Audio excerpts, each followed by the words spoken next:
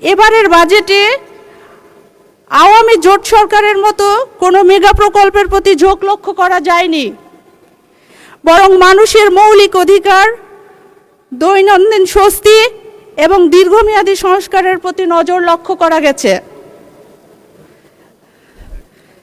মাননীয় স্পিকার, এবারের বাজেটের আকার 9,38,000 কোটি টাকা, যা বাংলাদেশের ইতিহাসে সর্ববৃহৎ বাজেট।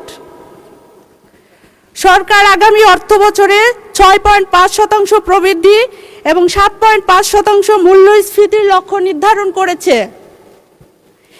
একই সঙ্গে উন্নয়ন ব্যয় উল্লেখযোগ্যভাবে বৃদ্ধি করা হয়েছে এবং কর্মসংস্থান, বিনিয়োগ ও উৎপাদনকে অগ্রাধিকার প্রদান করা হয়েছে। মাননীয় স্পিকার, 26-27 অর্থ বছরের জাতীয় বাজেটকে কেবল আয় ব্যয়ের হিসাব হিসেবে দেখলে এর প্রকৃত তাৎপর্য অনুধাবন করা যাবে না।